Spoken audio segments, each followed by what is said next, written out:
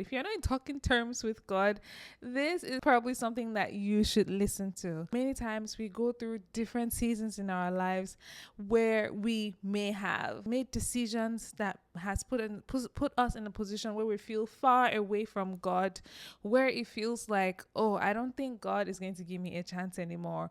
Or I know that God is merciful, but I feel like he wouldn't want to have anything to do with somebody as filthy as I.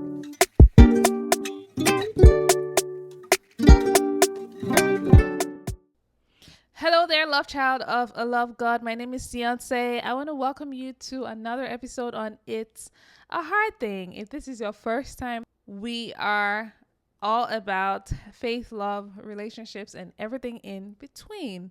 I want to say thank you for stopping by, and I want you to sit tight because today we're talking about something really important and it will bless you. So, we started talking about something very important, and that is starting again. If you haven't already, you can go ahead and look at the previous episode, just the immediate past episode I just made. It was encouraging everyone that it is okay to start again. Life has ups and downs, and many times we fall, but it is okay to start again. Proverbs 24 verse 16 says, "A righteous man falls 7 times but rises up."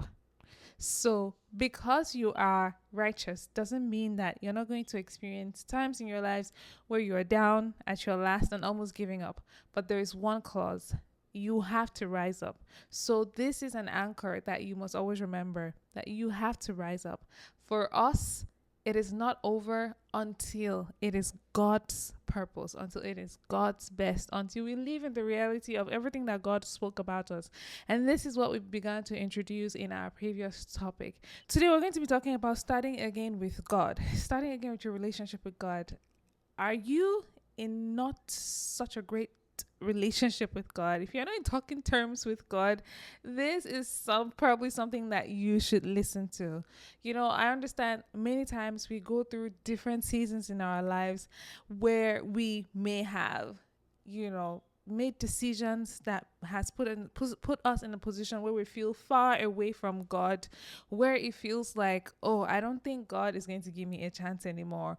Or I know that God is merciful, but I feel like he wouldn't want to have anything to do with somebody as filthy as I am, right? Or I probably just always gone back to God too many times, and I don't think I have it in me. Sometimes it's not even about God. Sometimes it's just you. You're too ashamed, guilty, and depressed to go back to God.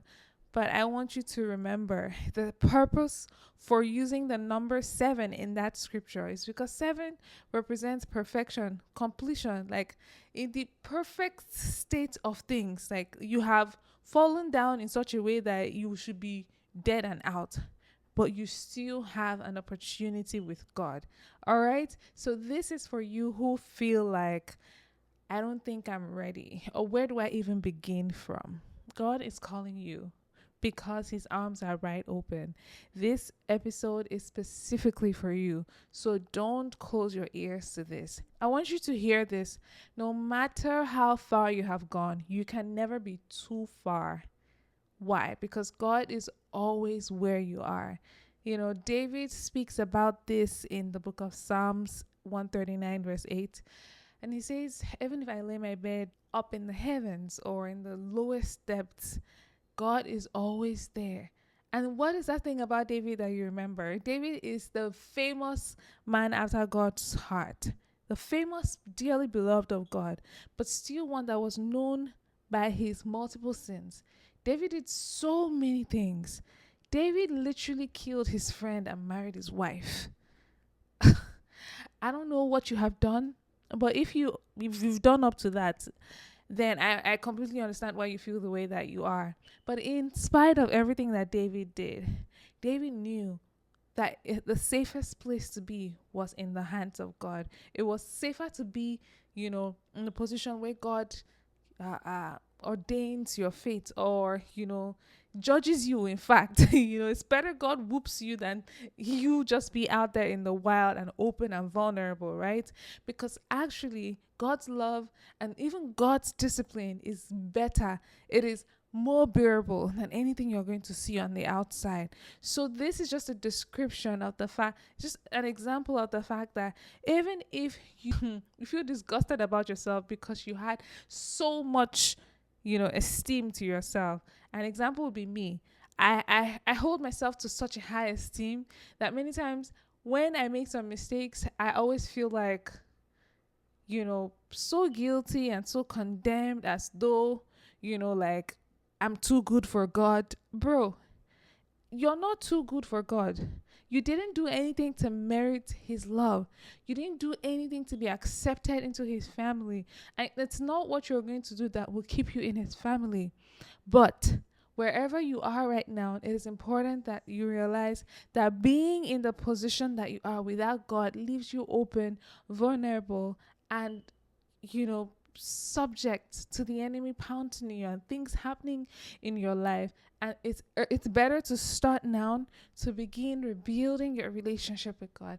Starting all over with Jesus is the best decision you'll make right now, because that same thing that you were scared of, this same relationship that you feel guilty and ashamed of, is the same relationship that will build you up, transform you, and bring you to that place of wholeness again.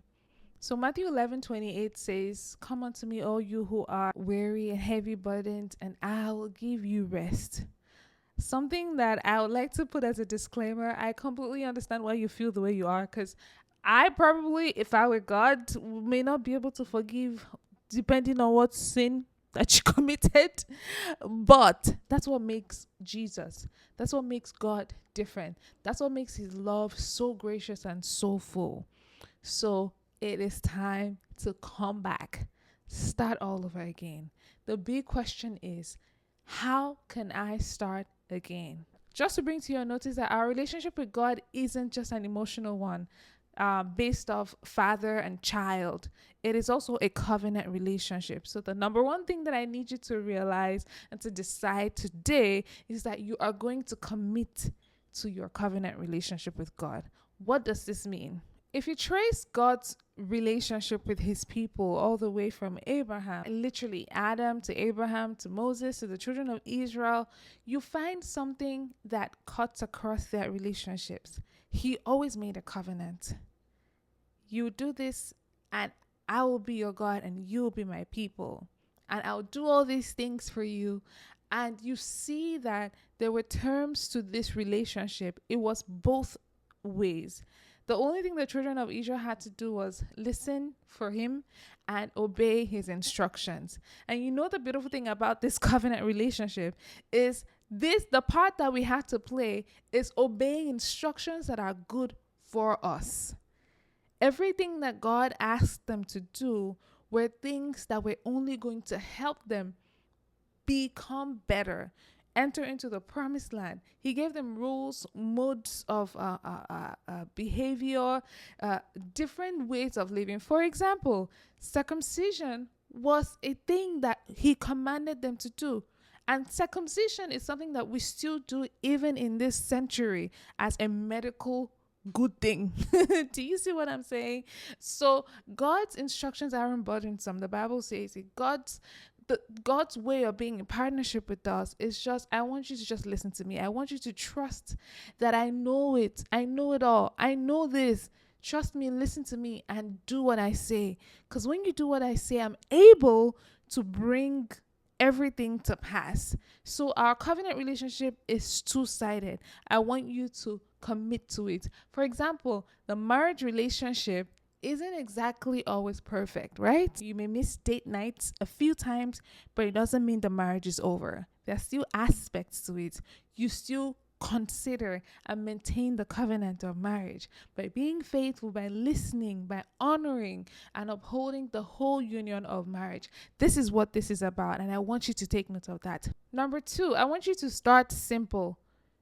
Don't make this another emotional roller coaster.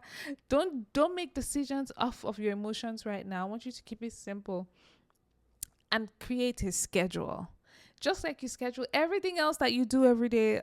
If you don't schedule anything in your life, this is the best time to begin to schedule your life, just because you want to take this relationship seriously. So schedule a time at least, or a window, 1 hour window where you can spend quality time anywhere between 10 to 15 minutes, but you just want to give yourself the 1 hour window just so that it can be full. It can be, it can be what it is meant to be, right? Schedule this 1 hour window and make sure you try to keep to that time. The main aim in this 1 hour window is that you don't make this another religious activity. You don't make this another religious ritual or something that you just do to check off your box, but you're actually going to your time schedule to spend with God, to actually spend time with Him, to have conversation, to connect with Him.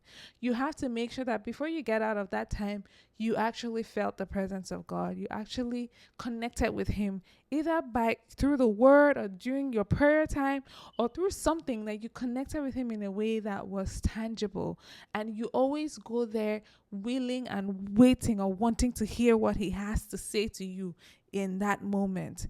Don't leave prematurely, but make sure that the time was made good use of. James 4:8 says, "Come near to me and I'll come near to you." So you must remember that if you do not show up, you're not giving God the chance to reach you where you are. It's just like relationships, like regular relationships. Not every day is amazing, but it's important to show up. It's important to go on the dates. It's important to talk to the person and make sure that the connection, communication keeps happening. Number 3, this is something that is different, but I think is really important. And if we look at the life of people that God used mightily in the days of old, especially Daniel, right? He always had a time that I want to call diary sessions. Include diary sessions into your day. Every day, schedule an hour of the day, not a window, not an hour window, just an hour of the day where you check in with God, right? Almost like, for those of you who know the Big Brother show, right? You go into the diary room and have a conversation with Big Brother, and Big Brother checks in with, "Oh, how's the house going? Who's your favorite flatmate or housemate? Who's giving you one? Who do you think should be evicted?" Blah, blah, blah, blah, all those things. This is just what this is about. I want you to learn to schedule diary sessions, or I'll call it check-in sessions, whatever you want to call it, every day. Find the best time in your day that you have control and you can make happen, because your day, what potentially influences the outcome of your day. And make sure you go into every session, even if it's 5 minutes, 5, 10, 15 minutes, depending on how much time you have on your hands. But let's say your diary session time or your check-in time is 12 noon. You just go in, just shut. You cannot do that and then you're watching TV. This is the time where you want to shut off distractions and just say, "Hello, God, thank you for this moment. I just wanted to check in and connect with you and find out, okay, what do you think? How's the day looking?" It all depends. Or you can just check in and worship because of what your spirit is feeling or what your heart is feeling. Or you can just check in to talk about something you're dealing with. "Lord, this person annoyed me, but I want to do things your way. Please help me see things the way you see things." And pray in the spirit if you already pray in the spirit. Or you can just check in and just pray in the spirit, full-fleshed. Whatever it is another time for you to check in with God. We don't want your life and your relationship with God to just be in the morning and before you go to bed. We want you to, I'm trying to make you build a real life, tangible relationship, knowing that God is that friend that sticks closer to you than anybody will. God is the one person that understands you beyond the way anybody can understand you. So take advantage of His love. Number 4, make sure to try to create retreat days. It could be once a month, once a week, depending. But I will solidly advise that you create a retreat time once a week. This is because as you go through your weekly activities, you tend to not have enough time to spend with God, to ask questions, to do your research, to study elaborately. But this is the time where you spend more time digging into the Word. You're getting your cross-reference, your commentaries, everything, asking God questions, studying, praying, soaking, your private time that is uninterrupted. I believe that every believer that wants a solid relationship with God should be able to create a day, should be able to have a day in the week, probably Fridays, probably Saturdays, I don't know, where you actually create at least a 2 to 3 hour window. No limit on how much time you spend within those hours, but just a 2 3 hour window where you mark off and you have no visitors, you have nothing distracting you, and you commit to making those hours, hours that you're spending and committing and dedicating to God. That is really important. Number five, you are human. So create triggers that will set you up to succeed. It is most likely that you do this the first 2 days, 3 days, and you get tired or you just get bored of the routine. For those of you who are really great with routines like me, so you want to set and create triggers that will set you up for success. Things that will help you not to forget. What does this look like? You can set alarms on your phone so that for every hour you actually have your alarm ring 30 minutes prior, so you are reminded to get ready for that. Or it could also mean that if you're the type of person that likes to plan his or her day before the day begins, you set out your day. You actually write everything down and make sure your activities line up in such a way that it will lead you to these moments. You don't take it for granted. I want you to realize that even starting again with your relationship with God is a holy war. The enemy is also going to try to make sure that you do not grow in your walk with God, that he takes you back to the place that we're trying to come out of. So don't take it lightly. At least for the first 1 month, 2 3 months, you must realize that you are at war. So you must put on the armor of God. You must stand firm and understand that you are being firm and resisting every urge of distraction. Take note of those friends, those activities, those things that most likely would derail you, that would distract you. Do not play with fire. The Bible says it. Don't be deceived. Evil communication, bad communication will corrupt good morals. What are those morals? What are the things you're trying to build up? The best decision you can make is making sure you identify those things that have the potential of corrupting or messing up your plans and staying away from them or removing them from around you and how they can influence you. Finally, Proverbs 24 verse 3 to 4, Message translation. I'm going to read it with you. It says, "It takes wisdom to build a house and understanding to set it on a firm foundation." Simply saying, this rebuilding is holy work, like I said earlier. So guard it. Guard it.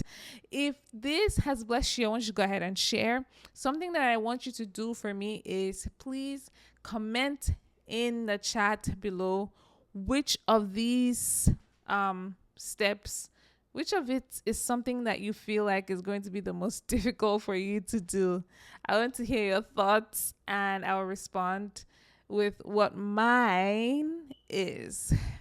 Thank you guys one more time for staying to the end. I appreciate you. I love you, and I'll see you in the next one.